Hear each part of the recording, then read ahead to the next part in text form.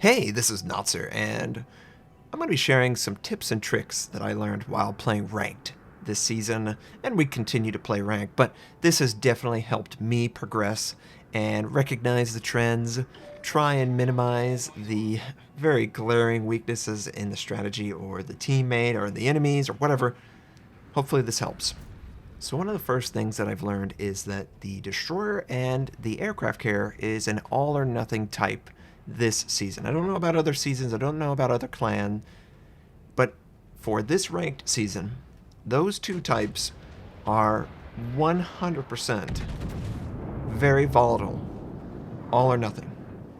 They will either win you or lose you the game. And I ran into this in the super high rank, 5-2. I was in a DD, I was playing great, but then, maybe I lose a game, win a game, lose a game, win a game. No progress. Never would I ever save a star in my DD. You just don't have enough time to fire your guns and send torpedoes compared to battleships and cruisers. Battleships and cruisers are far better at saving a star, as we put it in the stream. Once I started playing cruisers, magically I could save my star, and whenever I got a good DD or a couple good DDs or good teammates, we were able to win the game and progress. So play cruisers and battleships if you want to save a star. Play destroyers and aircraft carriers if you think you can win the game. Now the brackets become harder and harder and harder, and then you need to transition to a cruiser and a battleship to save those stars.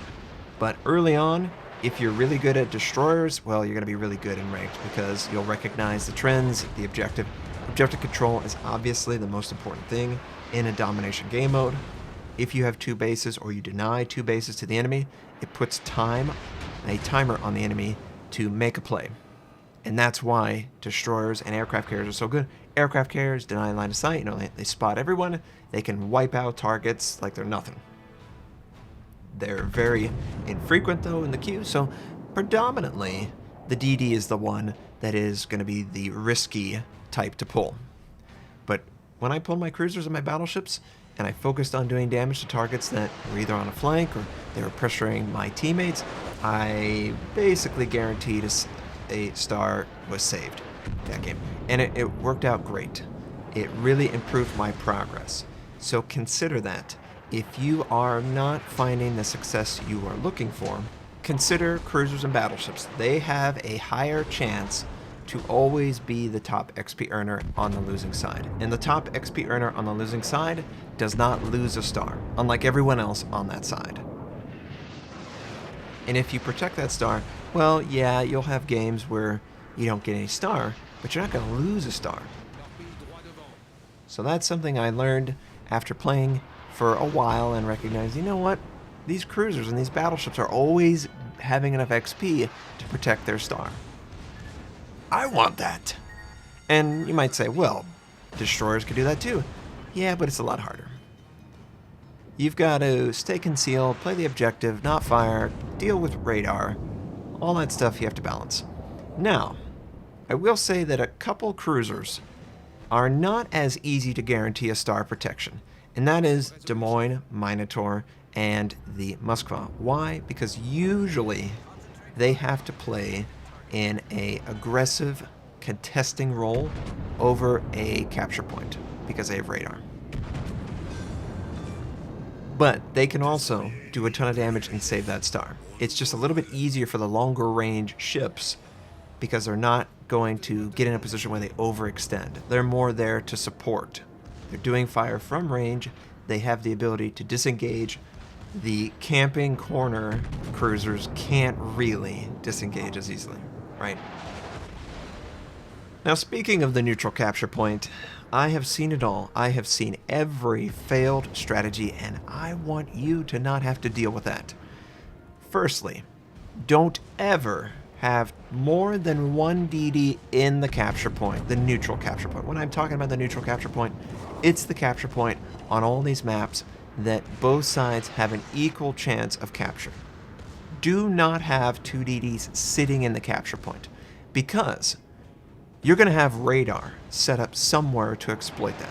If you have two in the capture, they are forced to find hard cover. If they're on hard cover, they're not doing anything. they're just sitting there. So the better strategy is to have one DD contested, either by getting in the capture point or be very close, and then have the other DD, if you have more than one DD, to be within arm's reach, you know, close to it that you can scout, close to that you could fire, but don't actually be forced to stay stationary because radar is too overbearing and you're going to die if you get out of cover. Way too many players are like, oh, I hate radar. You have to consider radar in every action you do. It's a tool just like anything else. Of course they're going to exploit it. Having said all that, the best way to do this is take a look at the matchmaker. Look at what the team makeup is. And I will say, you need to assume that the Minotaur and the Yue Yang or the Edinburgh and the Sinyang are using radar. Assume unless proven otherwise. Because those are more useful the higher you go, you'll start running into that more and more, and then it'll just be regardless, everyone is using radar who can use radar. So keep that in mind. Another aspect of the game that I really shouldn't have to say this, it's okay if they get a capture point at the beginning. It's not decided by that capture point. What is decided is if your DDs rush in and die, you know, if you overextend and you just die. I've done that too many times. Teammates have done it too many times. Don't do that. Contest the objective. Don't overextend. Find a weak point in your enemy's defenses and exploit it. Wear down the enemy. Force them out of a position where they're trying to contest the objective, especially the radar. The best way to do that is to have a cruiser or a battleship get an angle where they can actually damage that particular ship in that location, and move on from there. It's okay, as long as you have plans to either capture another base or capture the contested base. Once the enemy has captured it, they're usually looking to do something else. I haven't seen a lot of teams willing to defend. And that gets me on to sort of my pet peeve. Too many times in a game, a team has 2 bases to the enemy's 1. And what do you think they do? They press the attack. They go into a defensive posture of an enemy and they get wiped out. Please do not do that. Please, if you have 2 bases over the enemy's 1, force them to make the play. Don't overextend. You have the win. All you have to do is play defensively. The enemy must make a play. I've also loved radiolocation for this season because there are so many DDs. It allows me to really understand where those stealthy little jerks are. If I'm in a battleship or a cruiser, yes, I've used it in my cruisers and battleships. It just really helps me understand where those crafty little guys are. It drops way off when battleships and cruisers are the only one left, but it's really helpful for taking out the DDs, and take out the DDs. I don't care the range, you fire your gun. Look at how many people are firing in this game. Alien Coast doesn't have to consider that much because, you know, everyone's working on him. He's already getting chipped down. Contribute to taking out the DDs. They are the objective threat in domination. And that is pretty much the high points of my tips and tricks. I was really happy with the ships that I was playing. It doesn't matter what ship you have, by the way. There's always a role for you. You've got obviously the radar ships contest the neutral objective. The long range ships stay at long range and they shoot cruisers and battleships that are long range, right? Focus your fire, work as a team. Most of the strategies are going for the neutral capture. I'd say 70 to 80%.